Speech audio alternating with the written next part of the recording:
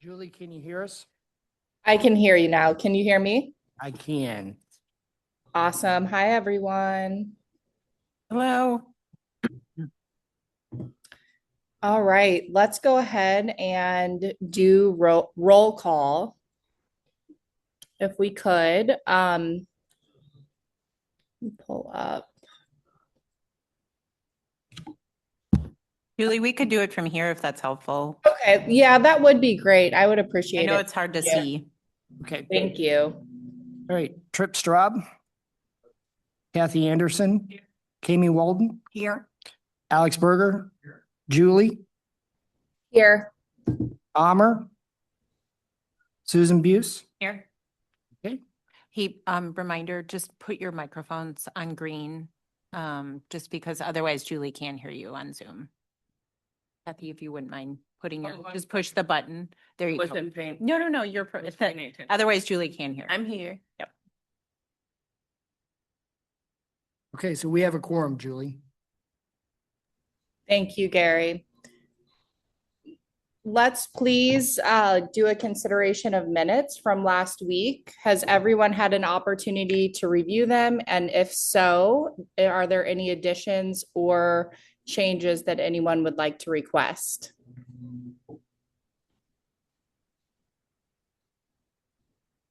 Don't think we have any. Okay, great. I'm comfortable moving forward with the minutes. Can we take a quick vote? All in favor? Aye. I Opposed?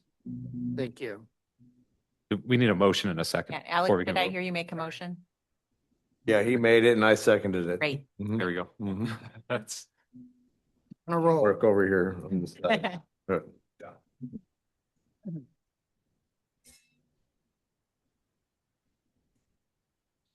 It's terrific.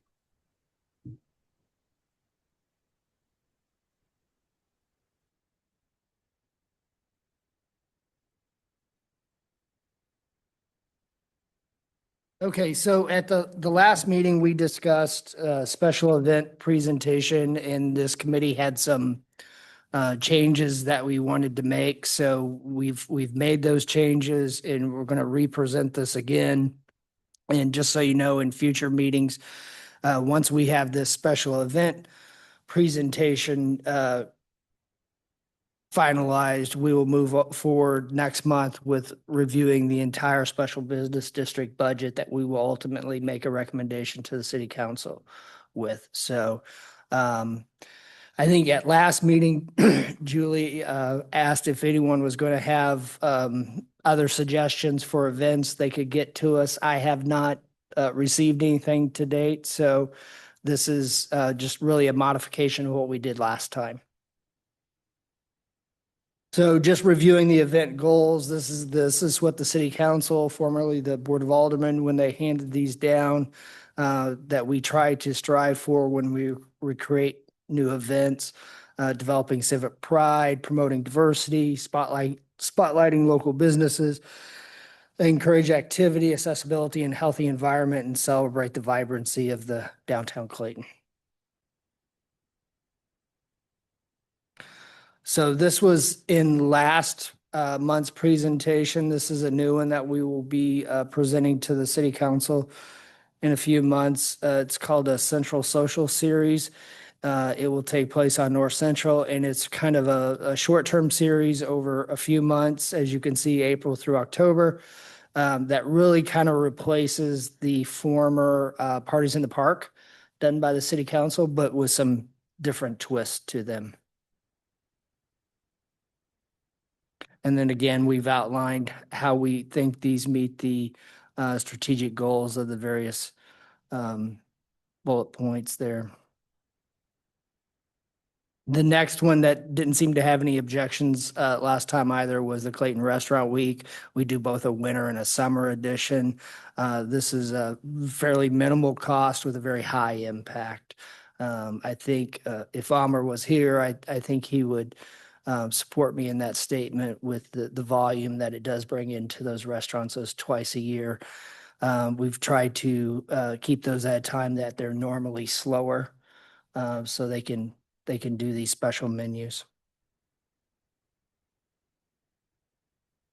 Next one is the Music and Wine Festival, which has been in production for several years now. It originally started on Carondelet down by the Ritz in the Plaza office building.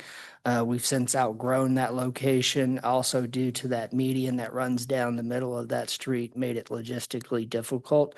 So we've moved it to the 10 North block of North Brentwood, and it has remained successful over time.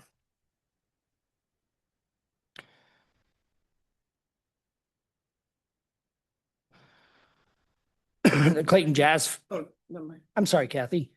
So these dates are all for next year? That's correct. Okay, great, thanks. Yes, you will, if you go to the city website, you will see the dates for Right, this got it, year. got it. Generally, it's the same weekend.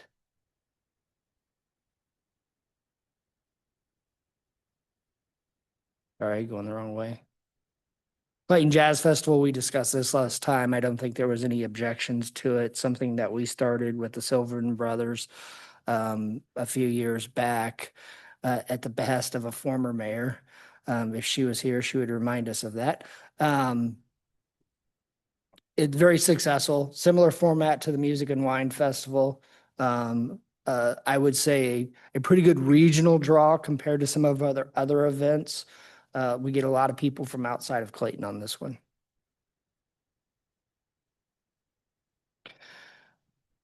And then as we discussed last time, the event scorecard. So we take those goals that we're given. We try to identify whether we hit those or miss those. Not all of them are going to hit all of them. And then the estimated attendance, and I want to stress that it is estimated. We have yet to discover a good way of getting an exact count. And then we do a cost per attendee. So you can see that it fluctuates depending on the size and attendance of the events. This is kind of a national average of what those cost per attendees look like across the nation, given the size of the different events. And really it's based on the logistics that go into it. Once you get into stages and generators and that type of thing, the costs start to escalate fairly quickly.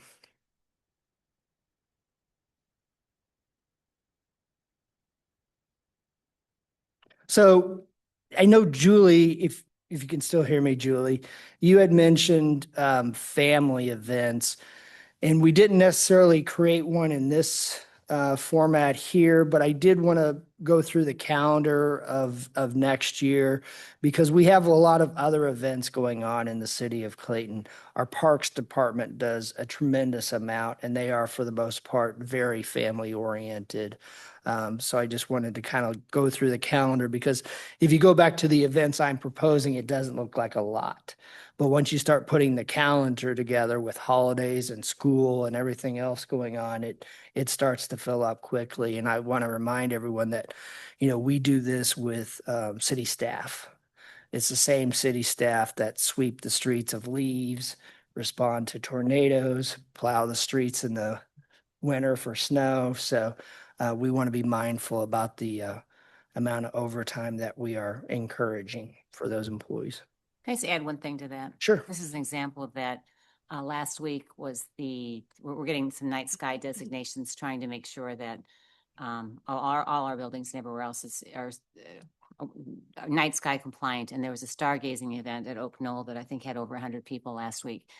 Coming up on May 9th, we're getting a Bird City designation, and our high school kids who are working with the council are putting on a morning on May 9th, putting together a migratory bird, or I'm not quite sure what the details are, but they're putting on an event. I think that's at Oak Knoll as well.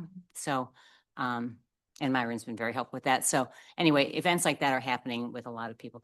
We're getting some pretty good turnout depending on weather. So, And I'll just say too, with the night, like the star night or something. stargazing. Yeah, but that was, telescopes it was yeah. on Monday night and I went, and but they said they literally had 5 people last year. So it's an example of events that maybe don't, it was, I mean, I don't know what maybe, I mean, it was a beautiful night, so I don't know what made people, but it is an example of events that maybe don't do so well the first year, but for whatever reason, really took hold this year. So, I think that it might come down to the marketing piece on some of that too, like we had discussed last week. I just don't know if people know about the events. I can tell you, I definitely didn't know about that, you know? Yeah, and that's a good point, Julie. And just to let you know that myself and Myron and Lindsay, who you may or may not be able to see, is our communications manager, have had discussions about that moving forward. And I think we're going to have more of a formal presentation on that at next month's meeting about the marketing plans and processes. Excellent. Was that in that Clayton newsletter that's emailed every week? Yes. It was, okay. For multiple weeks. I read it, I just, Yeah. thank you. Lindsay too, and well, we can hear more about this too, but it'd be great to hear too, just how you're promoting things with the school district too. And that can be like next month, but I know that you've been talking to the communications person with the school district, because Julie, like you said, it's helpful to really advertise some of these family events, and it's helpful to get communication out through the school district, and they're usually helpful in helping us if they can, I think. Yeah, the school district's very helpful with the, like Music and Wine and all the other events that we do. So I'm gonna try to go through this calendar real fast because obviously we have 12 slides. But so the blue is what we consider family oriented. The yellow is all ages. And then because we are so far out, we have some other events that are going to take place in the lower left-hand corner of each of these tabs, but they just don't have dates yet. So you can see that the fire department's going to have open house. The school district's going to have a vehicle fair with the city of Clayton. And then, of course, we'll have our Chapman Plaza Fall Concert. So everything, since the new year begins on October 1 for us city people, we're going to start in October. And the first thing that's going to happen is it'll be the Clayton Jazz Festival and then Party in the Patch and those 3 other events that I just mentioned. Obviously, we start to slow down a little bit in November, primarily because of the weather. But we will have one of our block party series. This is not one that is funded by the Special Business District. This was one that was kind of requested by the city council a couple years ago to kind of take the parties to the neighborhoods. So that is general fund funded, but nonetheless, it is a date on the calendar. And then obviously, I think we have enough things going on with the month of December. January is Inside with Restaurant Week, which is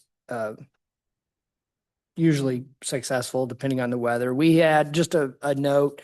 This year we got caught by a snowstorm, I think our one and only maybe, or the big one.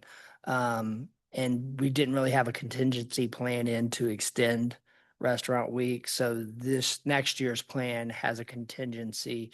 If something like that happens again, both in the summer or the winter, we can extend the dates and have the marketing ability and so forth to keep it going.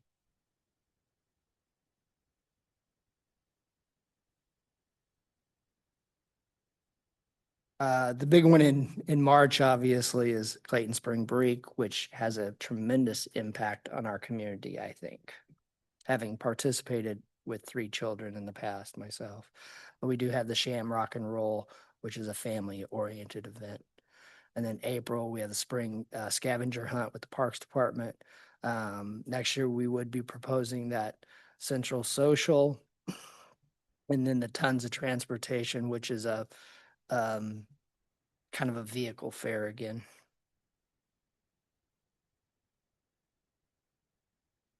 And then May, we'd have another block series, which is the neighborhood event, wine and whiskey walk that the Parks Department does, I think in connection with Brentwood, is that correct? And then another central social that we will do once a month for the good weather months. And then you can see, especially on this one, there's lots of other events, the Glen Ridge Strawberry Festival. My son, who is, I think, 22, 23, still goes back to that. So when he's able to. WashU commencement, which has a huge impact on our community, along with the Clayton High School.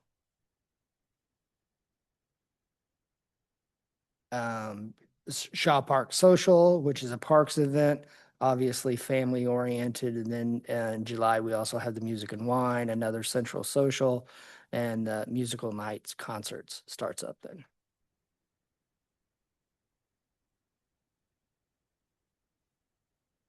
July is both another neighborhood party, musical nights, and then the summer edition of Clayton Restaurant Week.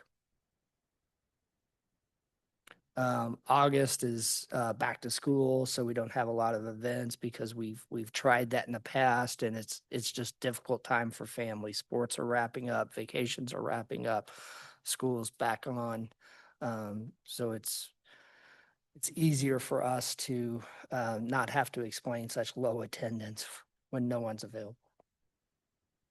And then we get back into it in September with the Clayton Jazz Festival and some of those other events that you can see.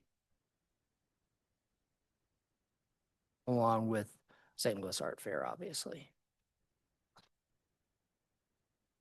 So we've kind of listed out the family-oriented events here. A lot of them we just went over. But you know, I wanted to stress to this group that we did understand the direction last time of looking at those, but I did want to propose that there are a lot of other family-oriented events going on. While it may be a matter of promoting those in a better way so everyone knows about them.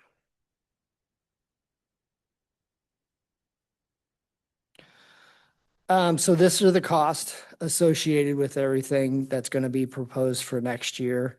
You can see it totals $211,682. This does not include the neighborhood events that we just discussed because they come out of the general fund because they take place outside of the footprint of the special business district.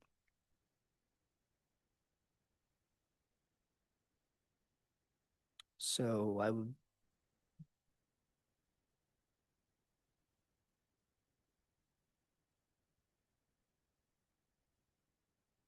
Julie, do you want to, I don't know if anybody has any questions or thoughts. I do have a question just in terms of, Gary, this is the cost of the events. And then, can you just remind us, given that the group will recommend, will make a budget recommendation, can you remind us about how much is projected to cover for the special business fund for the year?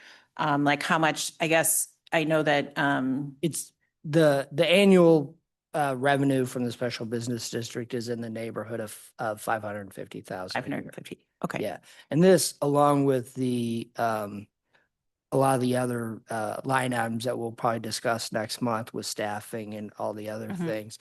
This is a significant portion Right. of that budget. So as we prepare the budget, I thought we would address this issue first and then come back with the total special district budget next month. That doesn't mean that once we see all the numbers, we can't go back and readjust this, but just trying to put some kind of logical step in here. Thanks, Gary.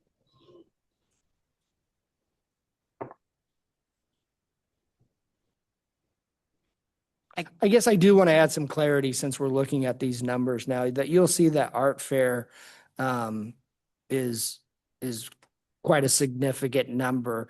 And as that suggests there, that includes a $15,000 cash sponsorship to cultural festivals for the event. But the lion's share of that is really the staff overtime that is incurred because of the event. We start, it kind of changes every year. I think we start about Wednesday now and go through Sunday night until it's all gone. So the money, does the art fair make any money? Yeah, they do make money. Yes.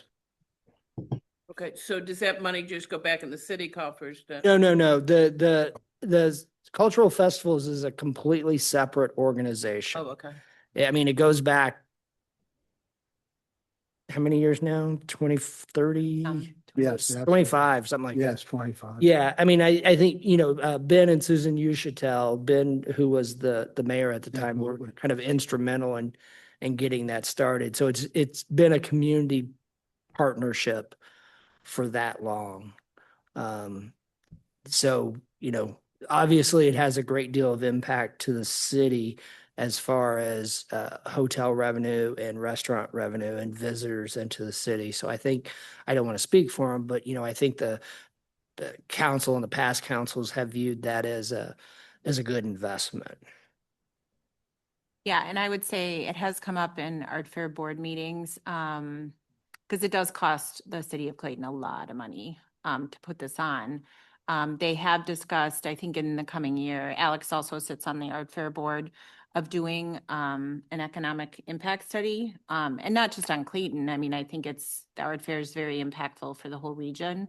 But if that impact study, if they do decide to do that this year, that would, really be reflective for the city, like how much actual economic impact, rather than just like looking and seeing the hotels are full, the restaurants look like they're doing really well. It would be, I would think more people go to Straub's to get something to drink, so, and eat. So I think it would be helpful for them if they do that, for us to see truly what that economic impact is, so. And as part of that, aren't we also, I mean, this agreement, as you said, was with Ben and Susan Uschitel years ago. Maybe look at it, make sure everything's still up to date on what we're trying to accomplish, because a lot has changed. It's come a long way since then.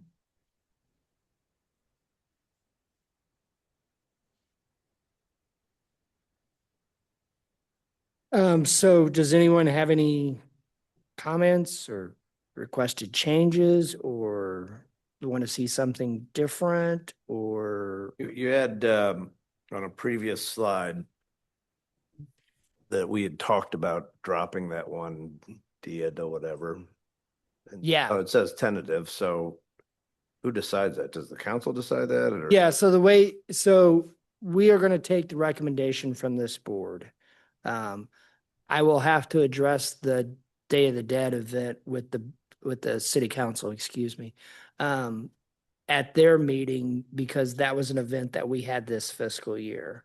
So I will give the complete picture of what we did this year, what this body is recommending, and as always, they have the ultimate say on what we do.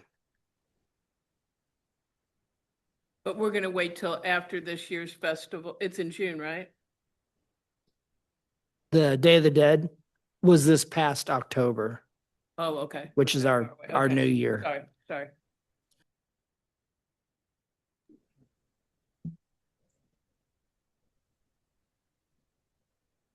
I mean, I don't know if anybody has any, I mean, I don't have any, I think we'll probably discuss more as to whether or not, I think generally like Dia de los Muertos, it wasn't very successful, but a lot of times we'll try things. Well, I guess that was the second time, right?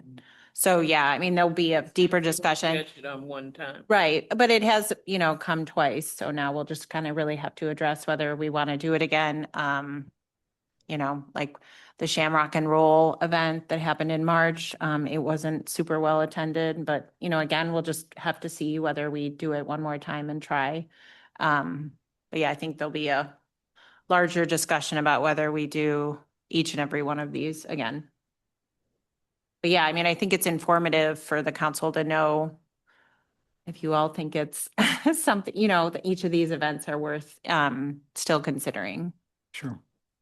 Well, that's when you look, the data doesn't lie, right? And it Yep. kind of screams, so. Yeah, and what we had talked about last week too, I think it still really holds true, is I think the one-off events, I don't think they'll ever do as well. So like the Shamrock Roll, the Day of the Dead, the Day of the Dead was so expensive compared to, what the turnout and what the benefit was, I think is really why we had recommended eliminating that one. But I think generally speaking, the one-off events are going to be hard to have great attendance. In particular, if we don't figure out a way to really market them better. Yeah, I feel like the one-off events too, Julie, we've always found that if we want them to be successful, we have to partner with another group, you know, which we did with Dia de los Muertos, but you know, weather was really difficult the first year, and this past year, maybe, you know, who knows what was happening. But yeah, we always try to partner with another entity because that really helps with getting the word out and getting people to come. Great.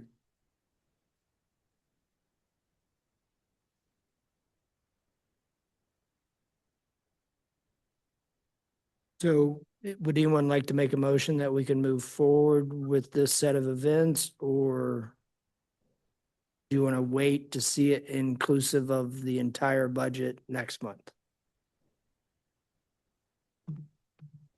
Yeah, why don't we wait to see it relative to everything else that's in the budget?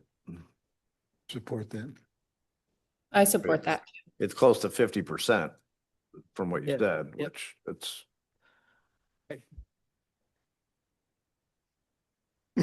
Okay, so next on the agenda is staff updates.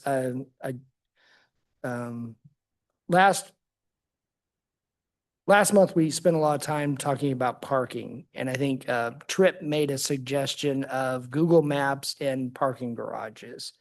So turns out anyone can make suggested edits to Google Maps, and I did. I moved some entrances, I identified some garages, in particular the Novelli Garage or the Triangle Garage, or however you know it, down at Forsyth in Maryland. They had it labeled in the center of the block, so which probably made it hard to find. So I moved the entrance to Maryland Avenue. I did the same with our city-owned garage on Bonham Avenue, the new Commerce and Emerson Tower garage, and the Plaza parking garage. They accepted all the changes. And then I was telling Trip, you know, I got an email from Google, whether it's true or not. They said, you know, thanking me for those changes because 5,000 people had already been affected by it. So, progress nonetheless. I wanted to also advise this group on, there is another committee that's running similar paths, but citywide. It's called the Economic Development Committee. They have now broken into 3 subcommittees, and one of those is called Infrastructure and Parking Subcommittee. So they will also be addressing parking, but they have been tasked by the broader group to coordinate with this committee on that issue too. So we are just now initiating those subcommittee meetings. I had my first one with a different group earlier this week, and the other 2 are next week. So really our first meeting is kind of figuring out what we're doing, so we won't have much to report on, but you can anticipate in the future that subcommittee coming into this group for part of our meeting and talking about that parking issue that they are looking at. That's wonderful. And I'm looking at the map, Gary, and it really does look great. It seems very front and center. I think that it's important that we could note when we do hire influencers to make sure that they discuss parking, you know, because people are listening to those videos. And I think if we just start to plant the seed, like there's plenty of parking, here's how you park right here for this, you know, it will help to get people more comfortable to come. Yeah, I think so too, Julie. And I think we'll be talking about parking for quite some time, because the other group is talking about new signs to identify parking more vibrantly than our DOT approved blue and white signs and our now aged brown and off-white wayfinding signs. So Just a thought, and if people aren't interested, does anyone on this committee want to go to that subcommittee to participate and not just get a report out? anyone, as long as it doesn't constitute a quorum of this committee. could Oh, attend. right. Yeah, so it Right. could just be like a couple people, right? Right, if anyone, Yeah. because it'd be nice, Mhm, I would that's think if they true. had the input as they're having their discussions, but that's up to if people have the time and the interest in doing that. Yeah, no, that's a good point. I think if anybody wants to be involved, and then Gary could give you the date of when and where they're meeting. I'd be happy to try to make it. Okay. I would think Amber might too. So we can have up to 3. I'll put Julie down and I'll put Amr down, but I'll confirm with him next time I see him, which is almost daily. About his attendance. Is there anyone else that would like to be part of that Has that committee met yet next week? next week? Am I on that committee? I can't remember. I can't remember which one I'm in now. Is that next Thursday at 8:45? Mayor, I wish I could keep everything. I just don't want to, yeah. I was gonna say, I can do it if my schedule allows for it. That one will be meeting, I think that is because we moved it to 8:45. Yeah. So you're on it. Yep. So we have to be cautious about having a quorum of the city council too. Yeah. Um, Yeah, but that's just. that is, next Thursday at 8:45. 30th. Uh-huh. Yeah, I could go. Okay.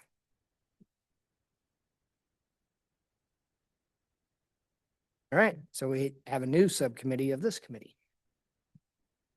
And then the last thing I had to point out was that next month we'll be talking about the special bus district budget in entirety.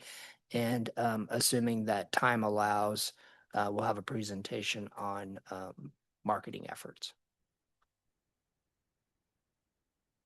I was going to say too, just related to parking, Lindsay showed me the city views that's upcoming this summer and it will have a section on parking too, Right. with a map. So that will be, since we have found out from our surveys that people really read city views and really look at it and page through it. I think that will be helpful as well. Yeah, we just recently completed a survey of all the parking spaces in downtown, and I can't, off the top of my head, I think the number was like 24,000, and a majority of those were publicly accessible. So I have always maintained we don't have a parking problem, we have a parking perception issue.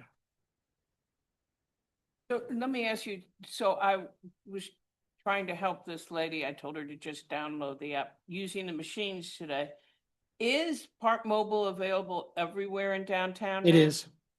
Okay. We are in the process of, so the Signs, I didn't see a sign. the signs are being replaced and they will have both Passport and Park Mobile on them. Okay. We are getting that scheduled with our Public Works Department now, but I have a interface that I can log into both of them, and I log into Park Mobile and there are people using it. So, Oh, good, thanks. I'm not trying to put more, I just was No, that's a good curious point, though. because Mhm. So the zones remain the same and we're going to operate with both apps? that's correct. Okay.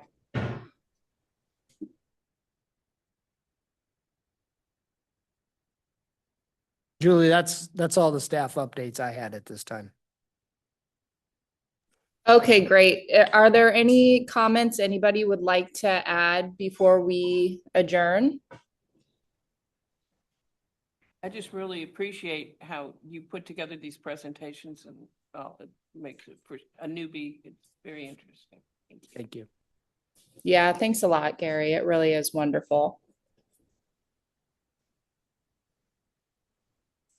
Sure. So I will send everyone who's volunteered for that parking subcommittee an email invite to that meeting next week. And then unless you have anything else, Julie, would you like to entertain a motion to adjourn? Gary, Oh. I'm sorry, before that, can I just ask a quick question? Since this group has talked about parking a lot, I'm just curious, like coming up with, and I can't remember because I'm in both committees where we've talked about some signs that are more aesthetically interesting, just to kind of, remind people where the parking garages are.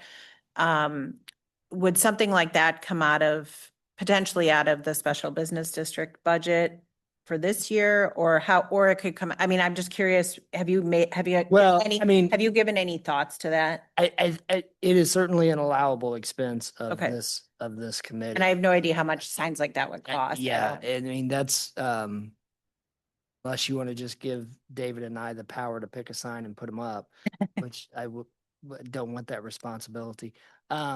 We can, I think it's gonna be a time consuming process, so we'll have to, there may be enough time to get it in this year's budget, but I'm gonna suggest that's gonna be a very tight, okay. timeframe, just given the conversation of where it is today.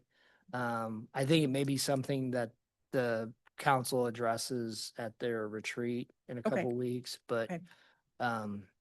yeah, it would be an allowable expense under Here, under here, as long as the garages are within the footprint of the special business district.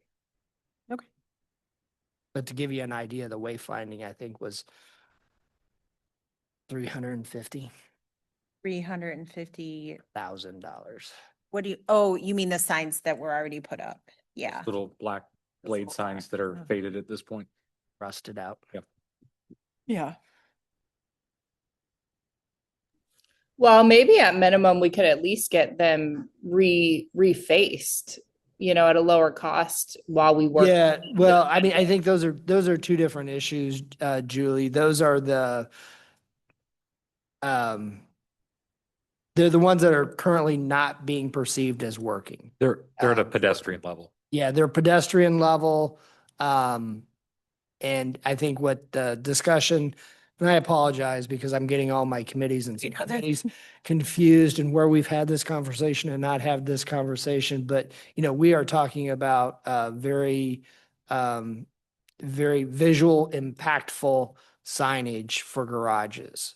Like, hey, park here. I'm exaggerating, obviously, Excellent. but Yeah. whether it's lit, neon, bright colors, whatever it is, Correct. large. Right, we threw around like a neon pink, Yeah. like in front of I love parking it. garages, something that just stands out so people are like, oh, I can park there, Yeah. so. Well, and I think on the social media part, there's always at the bottom of the page, please remember you can park then, and people will really connect to that immediately because they want to go to the event. Now they know they can go and where they can put their car. Yeah, no, and I think, as much as we want people to think that they prepare and look at Google, people ultimately are just driving around. So the thought was if we can Right. have 6 uniform, I'm making that number up, pink neon peas or whatever it is, that would be like, then people know that that's public parking in Right on. Clayton. Yeah. So, And it's yeah, it's going to be a detailed process because depending on where we locate those, that's going to be a public-private partnership with the Right. property owner and Yeah. so forth. So, something obviously needs to be done, to get over this hurdle, but, I think a little bit more complicated then, process. Yeah. than no. What we may. And I appreciate that. I figured you had thought about it. That's why I wanted to ask. So, Will the parking subcommittee's minutes be on the website? You think? No. no. I think whatever. But we will give updates at each meeting, Okay. which there will be included in those Explanation, minutes. Yeah, yeah. Fine, Yeah. thanks. Just trying not to bother this. And I don't know. I mean, you're always welcome to call me and ask too. And I don't know what best practices are in other cities, but with all the bike lanes in cities, I don't know if bike parking is something else that is generally included in that kind of thing or not. I'm just kind of Yeah. throwing that out there. Something to look at.